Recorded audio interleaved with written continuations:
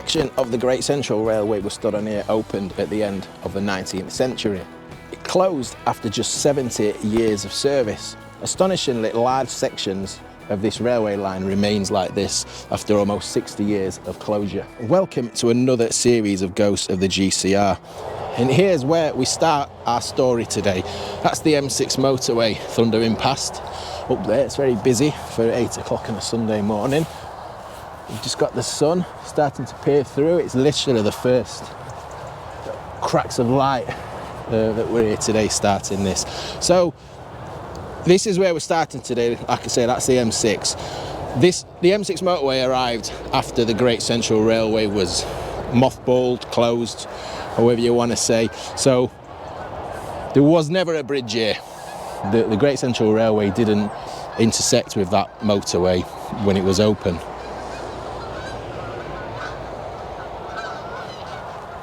That's the geese buggering off for winter. Do you think they like follow the line of the GCR yeah, navigation? That's it, yeah, the way to Leicester, mate. But on this episode, we're just taking it just to the outskirts of Rugby. That's a nice spot, isn't it? Just caught it as we're coming away. Yeah. This is what I love about the GCR. Land like this, just left like this. You see the banking at the end, that's an infill. But just look at the cutting that we're in here. Big, deep, shallow bankings either side. Something else I love about the GCR, just have a look at this. It's lurking in the bushes here. Look at that. It's like the ones we see down Kilmarsh, isn't it? Same thing, just abandoned. That's right, yeah. In the foliage, but it's an old signal post just laid on its side. Look at that, thick, isn't it, that?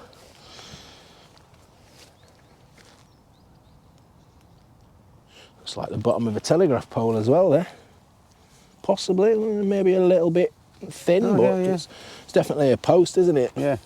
So we're going to climb up the top of this infill now and just look at the view. The view, when we get to the top, just epitomises what I love about doing these Great Central Railway videos.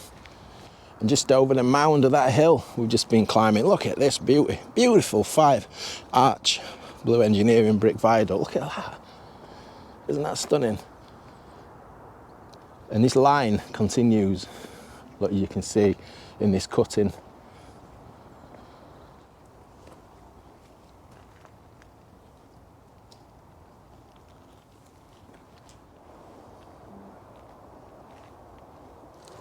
So you think it's the base of a signal? Yeah, there's a signal post that was here on the track, on the left-hand side of the track bed, and it's hard to tell, isn't it? It's just it's absolutely right.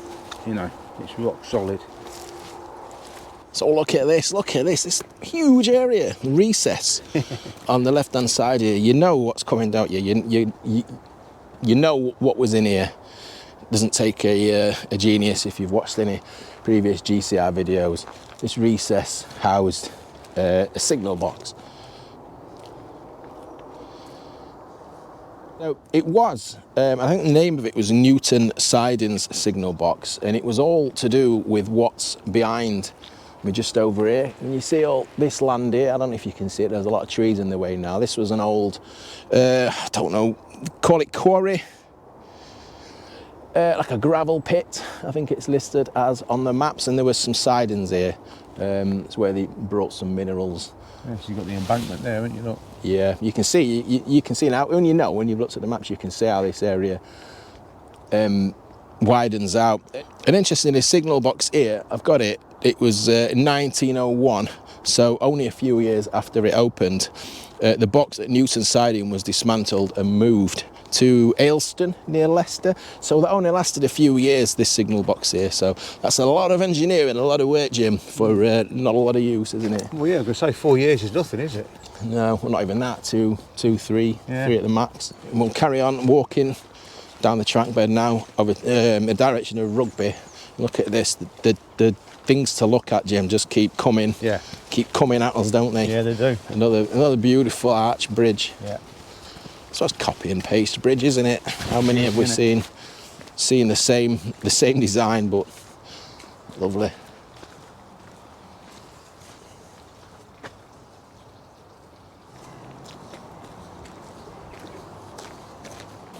What's this then? Just a footpath? Yeah. Concession bridge? Yeah.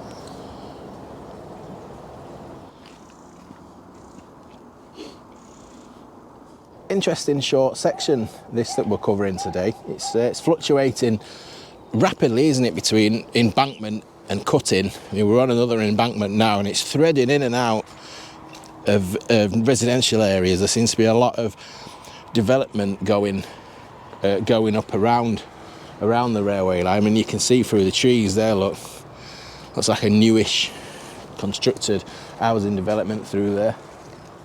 Very big, isn't it? Piece of wood, yeah. It's the same dimensions as you'd find a signal post. It's huge. It's massive, that. But it's not concrete. It's wood, is it? It's wood, isn't it? So, a wooden signal. Did they have wooden signals? Didn't they? I've no idea, to be honest. I mean, they did. I mean, we see predominantly stone ones, don't we? Look, it goes all the way down here. Here we are. Look, here's the other end of it. This is the, yeah. That's got to be some sort of signal, isn't it? Yeah, or a beam for something, yeah.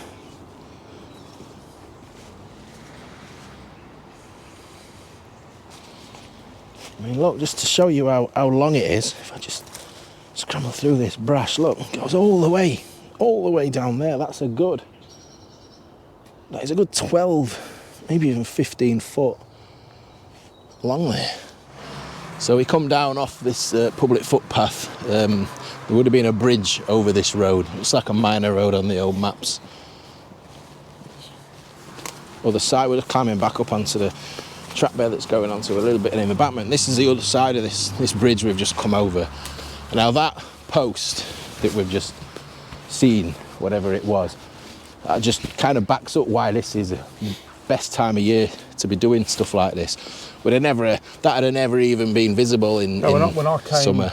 Yeah, well, I came here, I think it was about March time, and I didn't see that. I missed it completely. I couldn't see it. Yeah. Just come down off track level just to have a look at this bridge, but not just to have a look at this bridge, because we've got something interesting just down here just to tell you about. Now we're going to be going over the Oxford Canal just in a short time, but I don't know if you watch any of my videos on the Chesterfield Canal. Surveyed by James Brindley, contour-based canal. The Oxford Canal used to be like that when it was originally built. It was built roughly on the alignment of where we're seeing this bridge here. I think it's not quite exact. This bridge is nothing to do with the canal, unless it was built over a part of it that was disused or protected. I'm not quite sure. It's a bit strange how it's in the same location roughly as the old canal course. I can't remember the date that the Oxford Canal was originally built, but it was straightened out to the that we'll see in a short while in 1834. So like I say, that is well before this railway arrived in the late 1890s, isn't it? James Brindley, obviously we're very familiar with Mr. Brindley's work. It's hard not to go near a canal and it not be one of James Brindley's creations, isn't it? But he did die, like the Chesterfield, he died before this canal was actually completed. And interestingly enough, just while we're on about these old alignments of the canal, it was resurveyed by Mark Isambard Brunel, the father of Isambard in the 1820s, before it was realigned in the 30s. It's funny how all these little strings of history all join up, isn't it? Here we are. Here we are. So coming up to some railings now then. What are we going to expect to find the other side of these railings then, Jim? Well, this is the north end of the viaduct. The viaduct over the canal. Yeah. Well, these are very impressive. If we get down there, and I might not be able to with my knee, but if we get down there, you see how high these are. These are absolutely frigging enormous. And they are unbelievably big. Sudden drop. It is a sudden drop and all. Yeah, so that's as far as we can go on this walk in this particular section of track bed. We're going to go down some bits of the bridge that we can see. You off down here then, Jim? Is this the way? You all right with your knee? Yeah. Here's the side look where we've just been stood on above there. So you might be thinking this viaduct over the canal, it wasn't a blue brick arch viaduct. We've got the The pier, here looks a blue one, but this actually was girder. I think there's some pictures to show you of these as well. It's towering, isn't it? Yeah. It is. Towering is definitely the word. Is this the only one of these piers left? There's nothing on that side, is there? And it was a 4. I've got it down on my notes here. It was it wasn't a brick arch viaduct, like I've just said. It was a 4-span steel girder viaduct that sat on top of these towers. And if you're interested, I don't know why I'm telling you this, but it was bridge number 448. Not that I've given you any other bridge numbers in any of these videos, have I? But yeah, that is pretty huge from down here. I mean, there's plenty of bricks. Got red brick, the blue bricks as well. So we'll be stood right underneath this viaduct here, look. So the pier, the next pier must have just been somewhere along there. Look at that culvert, aqueduct to the canal going over. I can hear a canal boat chugging away, just going past now. Yeah, look at this, there's more bricks, like there's a wall or something demolished here. Some coping stones there, all in, look at that. There's those the dress stones that you find on the edges of bridges. Or maybe it's part of this wall here. I don't think it's part of a pier.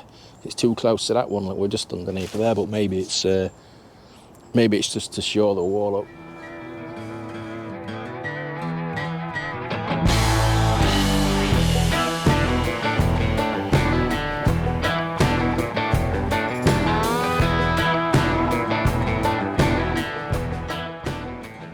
So that's the end of part 1, just a nice, gentle start, nice little interesting starter walk first thing in the morning, just to kick off this series. We're heading into Rugby now. We're just going to cover a few things in Rugby. So, as always, thanks for watching. We'll see you on the next one. Ta-ra.